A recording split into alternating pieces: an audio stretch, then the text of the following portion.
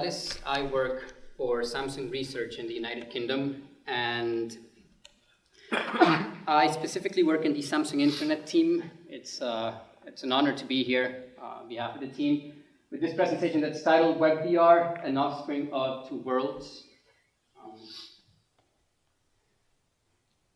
Before diving into VR itself, I want to ask a couple of questions just to kind of see what's the audience view on several topics that are related with VR.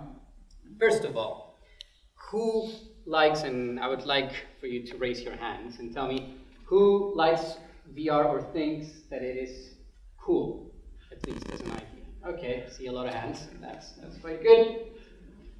Who has experienced any type of VR? The same, call it cardboard, HTC, Oculus. Good. Now, can I see three hands up again? Who has experienced any type of VR, from cardboard to something high-end? Okay. Now, who actually owns a VR head-mounted display? Okay. Any type of device, from cardboard to. Okay. From those which are high-end. Okay, we only have like 3 people in the audience. This is what I was expecting to happen. Now, who is thinking of exploring a mixed reality, call it VR or AR project in the near future? Okay, going up again. From you, which of you are or consider to be VR developers? Okay, and now let's see how those hands go up. Who of you consider yourself web developers? Okay, good. So basically what I'm here to tell you is that if you're a web developer, you're pretty much almost a VR developer already. The agenda that we're going to have for today, knowing more or less the audience, is the following. First, we're going to start with a brief introduction to what is Samsung Internet and why is it that I am here. We're going to follow with the proper subject, which is WebVR.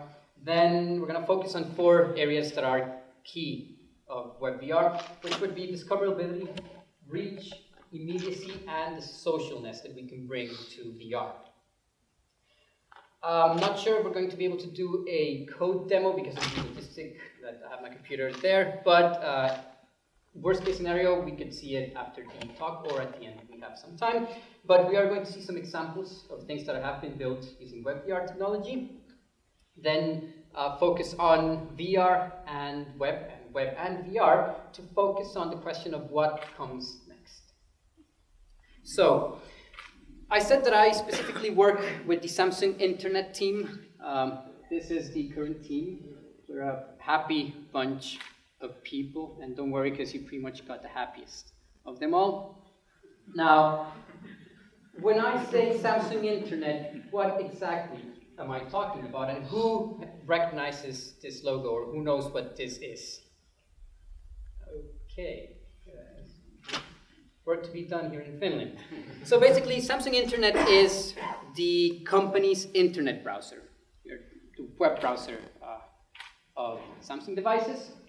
Now, what's interesting is that it's not only the default browser on Galaxy devices, but also that here in Finland, we are the 2nd most used Android mobile browser.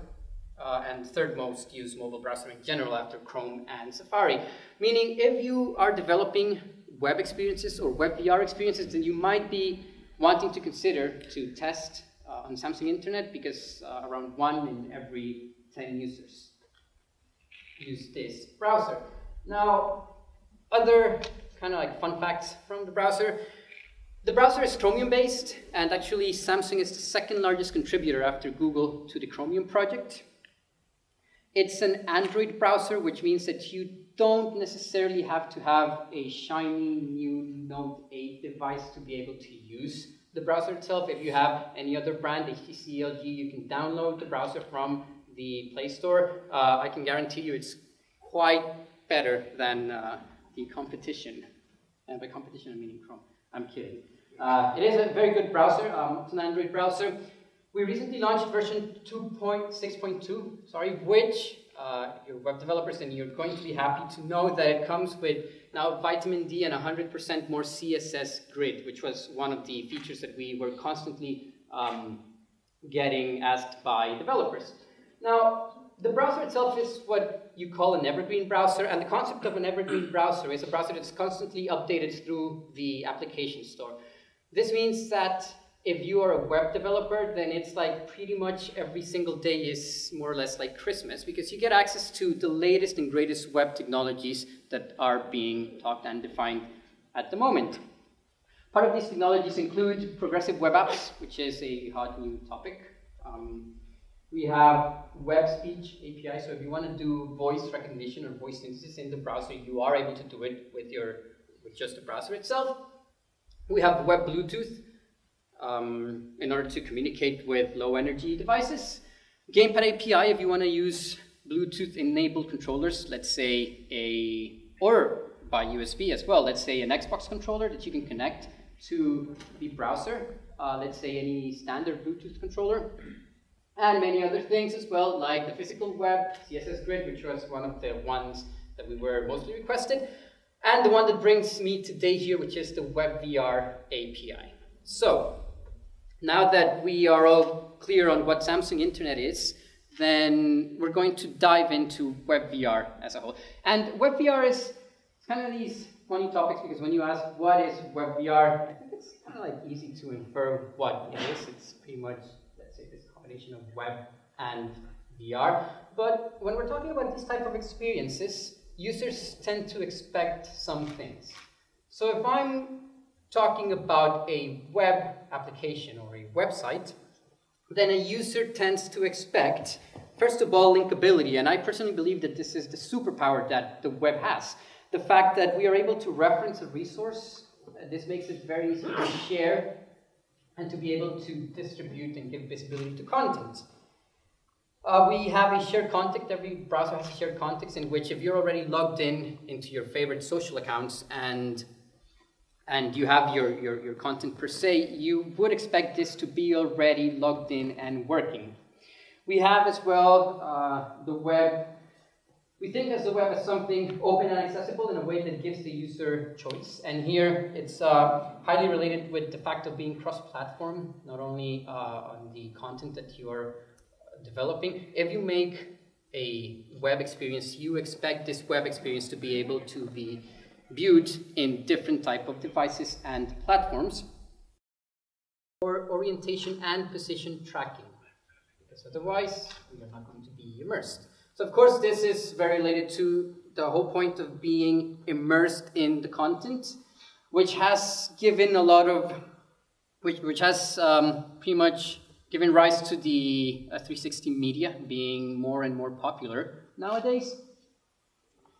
Users also expect to have the ability to perform different types of inputs depending on the experience that you are developing. Therefore, if you are doing a video game, maybe 6 degrees of freedom controller is not the best, so you might want to use a standard gamepad controller. And of course, low latency, which is the one that can really break or make the VR experience. So low latency, depending on the type of headset that you're using, we could be talking from 60 frames per second to 90 frames per second. And the thing is that if you actually see how VR is being done nowadays, and here I have two examples of two different headsets that represent different tiers of VR. The first one, the one that you see on the top, is the Samsung Odyssey, which is a Windows mixed reality device. The one that's on the bottom, and the one on the top is actually what could be considered like high-end VR. The one on the bottom is a Gear VR, which is a medium type of VR tier. The problem is that the distribution and the way that we've been trying to do VR content relies heavily on the model of an app store. And if you think of the concept of an app store, for some experiences it might, if the gatekeeper does not agree with what you want to publish, then it's simply not going to be there. And pretty much what you're asking from your user is to wait several minutes or downloading hundreds of megabytes for an experience that most likely will be discarded after the first use. So if you start thinking about all of this quite friction-heavy way to engage with the user, you might kind of ask yourself if there is a better way that we can start engaging these type of applications. A way that probably would be open, cross-device, frictionless, faster, and that allows us to create content in a progressive way. So then here is where we can actually say, you know what, maybe the web makes a lot of sense to start doing VR content. And this is us at the moment. We are currently talking about the idea of web VR. This is quite a hot topic. And it's quite a hot topic, especially because of the people that are pushing this effort and the people that are behind this. First of all, we can start, in order to define WebVR, in basic words, WebVR is the way that the browser gets to be aware of which VR devices are connected to the machine. It's a JavaScript API that allows the browser to have access to these devices. Now, this hot topic is supported by these big players in the industry. First, we have Samsung and the Samsung Internet Browser, Mozilla with Mozilla Firefox, Chrome for Android is supporting the WebVR standard. Microsoft Edge is doing an excellent job as well as supporting the specification. Oculus, so Facebook has a browser as well, WebVR browser, and even Opera has partial support with 360 native video support. So you can see that we're getting there in terms of support. You're probably thinking that there's one player they're missing, but we'll get to that in a bit. Regarding hardware support, if we're talking about hardware support, I'm actually quite happy to say that you could pretty much scale with these platforms from going the concept of a magic window, which is where you are experiencing or engaging with the virtual world through your phone or your tablet, or without having a headset. So it's like having a window that you're actually moving and seeing the content that's on the other side. You can have 3 degrees of freedom, which is pretty much just orientation. So think about experiences like the Gear VR or the Google Daydream, where you have this small controller that you can detect orientation. So the 3 degrees of freedom would be yaw, pitch, and roll. You can have high-end VR, which is generally the one that is able to do 6 degrees of freedom. 6 degrees of freedom would be the 3 degrees of freedom that we just talked about, which is yaw, pitch, and roll, and the positions in X, Y, and Z. If you're trying to do another type of experience, you can also use the Gamepad API and the Gamepad API extensions to be able to tap in an Xbox controller, a PlayStation controller through your browser and control the experience. And it's labeled with a star there because it's technically not hardware, but the browser does support speech recognition. So if you wanted to control your WebVR experience using your voice, it is also possible. Now think of all of these type of inputs and technologies that you're getting without even having to do anything. It's already baked into the browser, into a modern browser. So for those of you that are thinking and developing VR experiences, you might have in mind, and actually, so I saw a couple of hands. Which platform, if you had to develop something for VR, which platform would you choose?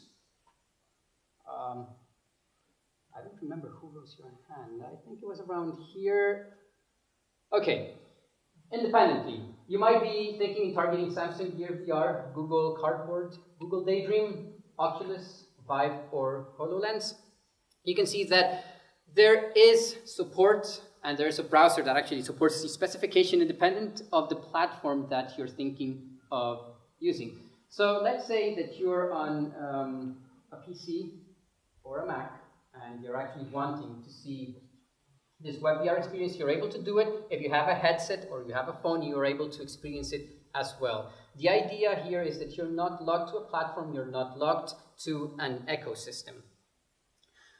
For those of you that are wondering where are the checks beneath the Apple logo, at the moment there are good news, and those good news is that Apple has actually joined and is taking part in the discussions that are going in the W3C community group on WebVR, so this is actually quite positive. And also there's a polyfill that if you're running an iOS device, then you are able to experience the WebVR experience in one way or another. You're going to get the experience. So independent of the platform and device that you are using, you are able to see the experience that you are developing. Now, this has a quite interesting take, and it's when we talk about progressive enhancement. Think about, we're talking about different platforms, different hardware, and we want to have one code that would be able to adapt to all of these different platforms. But it turns out that if you're using a phone and a controller, or a headset with a 3 degrees of freedom controller, or a full 6 degrees of freedom motion position orientation tracking, then your experience could adapt by just making some feature detection and some browser detection as well. So as an example, we built a game for Mozilla Festival, and we presented this in London just as a proof of concept. The project was led by Thomas Below, and I worked with Fabien Benetou, and we developed this application where if you're seeing it on a phone, then we're using the gyroscope in order to place yourself as if you were a turret, and what you're doing is you're stopping the Vikings from destroying the castle. But if you're using this experience in, let's say, an Oculus Rift or an HTC Vive, then the experience knows that you're on higher end hardware, and will give you two hammer-like weapons that you can start smashing the enemies with. So this is just a very brief example. Actually, all the code is online, and all the examples that we're going to be talking here, except the ones that were not built by us, are open source, and the code is online if you care to see it. So this is kind of like an example of how this would work on a basic level. And what does this mean exactly for future experiences that we might want to be developing? It means that we can focus definitely on discoverability, reach, ubiquitous, and social in ways that is not possible to do in any other type of VR nowadays. So I'm going to mention another example that we worked with a fashion designer from Singapore. We worked with fashion designer Galina Mihaleva in creating this dress, this experience, and we wanted to give this piece of art a web VR experience that would go jointly.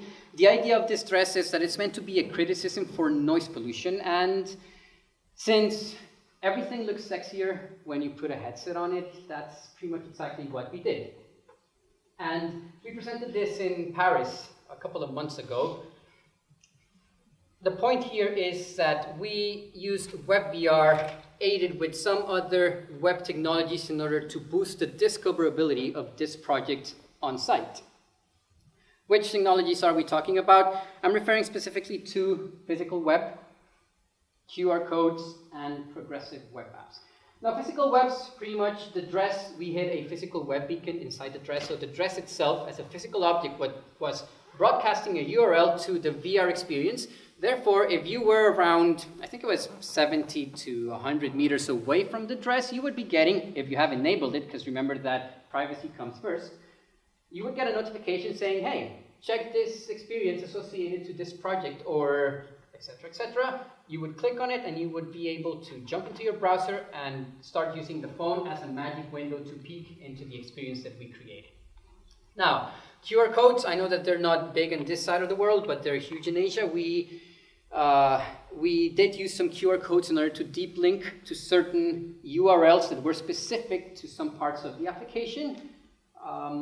That's why you can see that now browsers like Samsung Internet and I think Safari as well come with integrated QR code readers. And finally, the one that I want to make more emphasis is the progressive web apps, because what we wanted to do is have this application, this experience that would not feel alienating for users. So we created a PWA application that would have an icon on the home screen, and it's actually the icon that's on the red circle. It would work independent of network and connectivity. It would be frictionless by design, so we were not telling the users to go to an app store and download anything. We would just give them a link and they would go, and if they wish so, they could add immediately this application to the home screen. Part of the benefits of PWAs was that we were able to preload assets, so the second time that the user was visiting the VR experience, we already had in cache images, certain sounds that we were using for the experience, and this is something new and this is something very cool that's happening at the moment. Google and Microsoft are thinking into automatically ingesting websites that are considered progressive web apps into the App Store. So this is huge for discoverability as well. Now, are we familiar with the concept of the progressive web app? Can I see some hands? Okay. More or less. To those who rose your hands, I'm just going to show a brief example of how you can combine a very simple web VR application and turn it into a progressive web app. If you had to choose one PWA to rule them all, you would say, which is the most famous PWA that exists to date? Any guesses? No? You might have heard about the Air Horner. The Air Horn by Paul Kinlan from Google. So this is pretty much, I would like to say it's kind of like the application that is taking as a reference of what a PWA was. Of course, we had to make a VR version of it. If you want to see it, you can go to this link and you're going to see what the application is about. If you don't get to see the air horn, then it's because you're actually in some sort of VR mode, so you need to actually look front. Now, with these concepts that I've just mentioned, it means that we can go from a physical object to the browser, to the home screen, to your headset, and this, for an end user, would represent less than 30 seconds. So this is how we want to picture engaging in this type of new virtual worlds. Now, we did it with a dress, but think about the use scenario where you can have a museum, you can have a theater, and an associated VR experience that goes with a current exhibition or a current movie that's being projected inside. This is where it starts getting very powerful and very, very interesting. So let's talk about the next area, which is reach. And if we focus on reach, I think it's quite safe to say that you only have the widest delivery network in existence for your VR applications. And we actually see that VR has a huge potential to go the same way that video has gone in the past couple of years. What's the preferred way that you get your video from? YouTube. Or Netflix.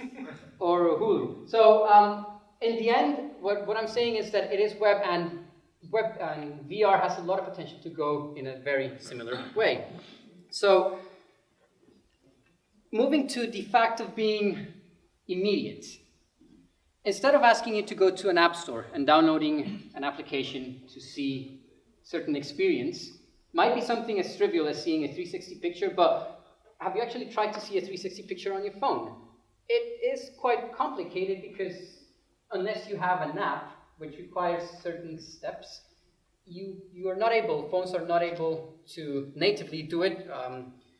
So, as an example, I built a small application. You take a 360 picture that you might have taken with a camera, and you just take it from your phone, from the files, and you just give it to the application. The application puts it in a sphere, and it's working in order to give you this sense of immersion. Now, these are 3 URLs of 3 different places. You can see the application, how it works, and you can see how, again, it's immediate. I'm not asking you, go download this, it's just there. And there are a lot of applications that are simple enough that can comply quite well with this paradigm. And of course, there's the concept of social, which is the one that is of a lot of interest for many developers when we're talking about VR, because VR doesn't necessarily have to be an isolated experience.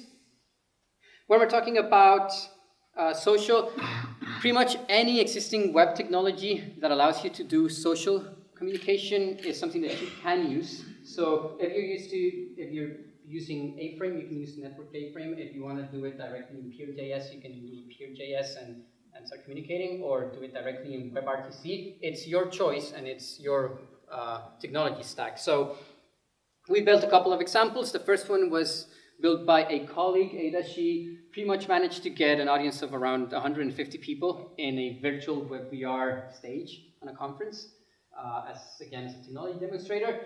We built another one with a couple of other colleagues from the team where we pretty much had this game that we called Hungry Pandas. It's like the Hungry Hippos, but we changed the hippos for pandas. And every single person that was joining as an spectator. So they were able to see in real time what the other two players were doing, again, as a demonstrator. Now, these examples show how WebVR can be an accessible platform for a lot of people, creatives, developers, and makers. Depending on the tools that you are more used to, you can either use Three.js, Babylon.js, A-frame, or React VR. What's really powerful is when you start getting these tools and making them available for the end user and for developers in general. So this is the part where I was going to make a demo. I'm going to switch this probably to the end, or I can show you later. Then again, if you go to this URL, you can see the demo that we were going to build. It's a basic demo where we're taking a model that's from Google, that was made with Google Blocks and an HTC Vive, downloaded as an OBJ, and I'm no 3D modeler. Just made a head of a panda, downloaded it, put it in A-frame. I took another model in GLTF format from the Microsoft Remix website, and I put the two models together, used A-frame to create automatic background, and you're getting what would be the cover of a top 10 single if I were a rock star. So again, if you actually see the lines of code, you're going to see that there are only 4 lines of code to create that VR experience. Very simple, but very powerful once you start adding interactivity with JavaScript. Actually, the demo itself is this one. I took the Panda head, which was one that I did in Google Blocks. I took it downloaded from their website, went into Paint 3D, took a model of a bear, then I painted the bear purple because I thought it would match the panda. Then I took the two things and I put them together, and then I mixed them in a WebVR scene, and this is working in the browser with 4 lines of code. And in this case, this one is quite simple, so there's no JavaScript needed. So quite clarity. Now, we're going to take a look at a couple of examples, other examples, and why we think that this is very powerful. First one is Ava, which is a project that was made in collaboration with the archaeologist Maya Houle and Hannah McGlynn. We worked this with the University of Edinburgh, and what was very powerful was that pretty much the archaeologist, she likes to document what she finds drawing, and we told her, well, you know, why don't we get your drawings and we recreate the findings that you have. We presented this in the Museum of Scotland a couple of months ago, and we got, I guess, the best reviews from kids, saying when they were asked, what are you seeing? They were saying, you know, it's so full of niceness. But what was probably more impactful, for me at least, was the fact that the archaeologist told me, you know, you're getting a 5-year-old kid to accurately describe how a village 4,000 years ago in the north of Scotland looks like. And also the fact that I met with her in Edinburgh a couple of afternoons, showed her the tools, and without any prior knowledge of building VR experiences or coding, because she doesn't code, she was able to pretty much create the whole environment herself. I helped with a bit of optimization, but pretty much the experience was developed by her, which I think is very cool and very powerful because she created this based on input that she had. Another project that came out of this was Finding Ava, which is a roomscape type experience that teaches about the archaeological process in the field. So this is the developer. She was an MA student in the University of Edinburgh, and she pretty much took A-Frame, read about it, and built a full working game about what it takes to be an archaeologist in the field and what happens when you actually go to your research lab. So I think this is when you can start seeing the power of how this type of medium can really democratize VR.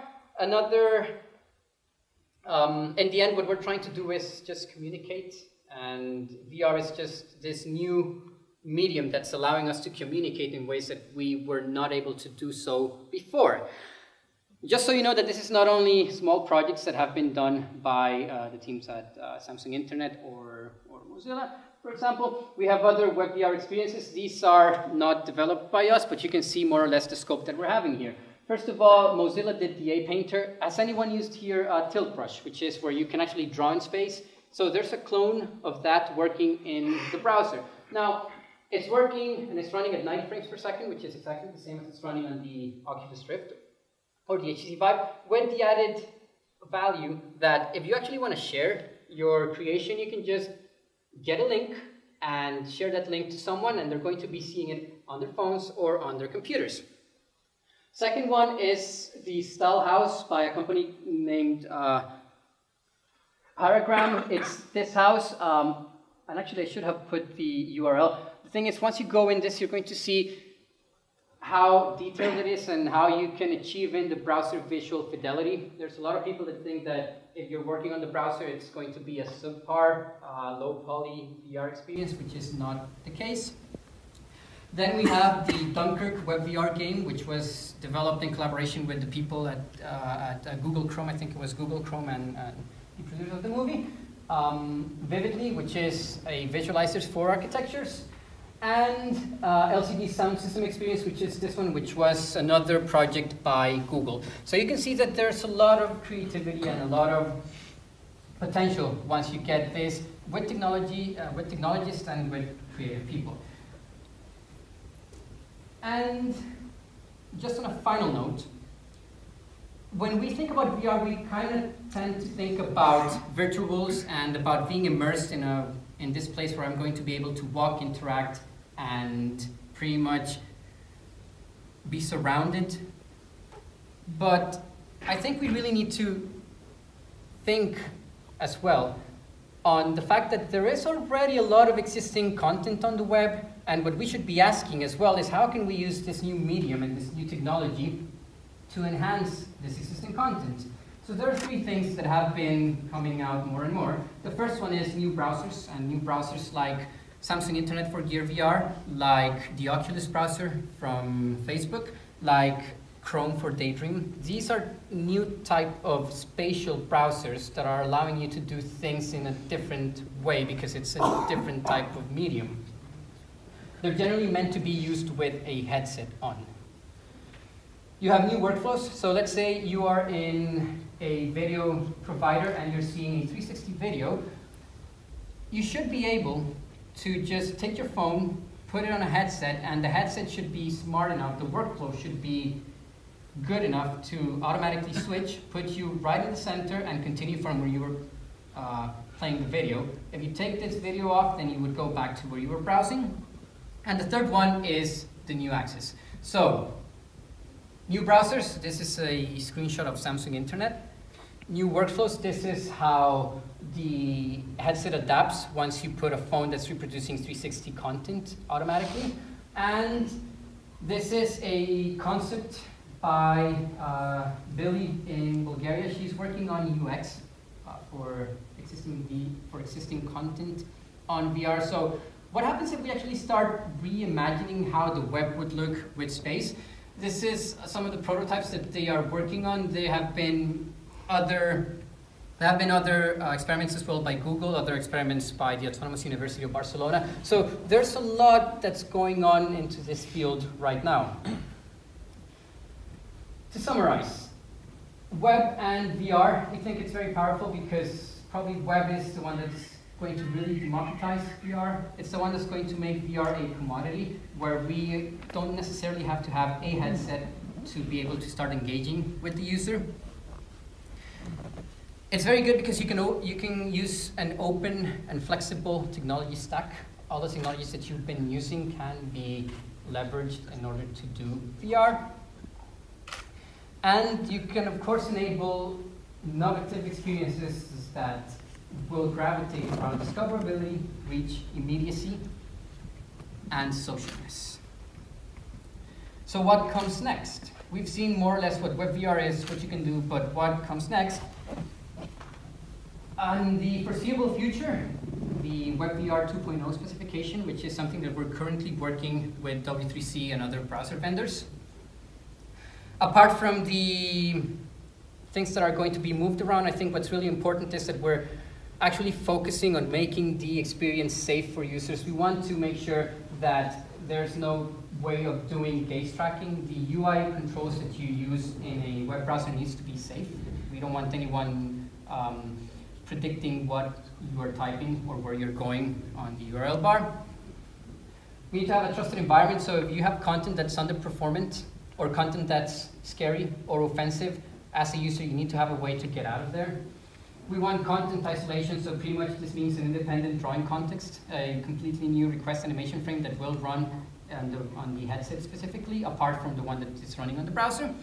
And generic enough ID for devices. The thing is, the web browser needs to know which devices I'm using in order to adapt my application to it, but I don't want to give too much information that would allow fingerprinting to track users. So how are we going to be able to do this generic ID? And definitely, which I know is the question that's on your minds at the moment, expanding on immersive technologies, because this is no longer only about web VR. We're talking about web AR, mixed reality, and all these new RRs that are coming to mind. And what's coming next, maybe not in the foreseeable future, but further ahead. This is actually completely up to us. That's why I would like to take this opportunity to make an open invitation for anyone that's actually interested in WebVR. We are having a W3C workshop on WebVR authoring. We want to identify opportunities and challenges. This is going to be in Brussels next month in 5th, 6th, and 7th in Digitizer. If this is something that you are really looking to get involved with and you're really interested, we're going to have the W3C. All the web browsers are confirmed, and we're going to have a lot of content creators and people that already have WebVR applications working. And we're just going to sit and chat on what are we doing right, what are we doing wrong, and what are we not going to repeat. So that's all from me today. Thank you very much.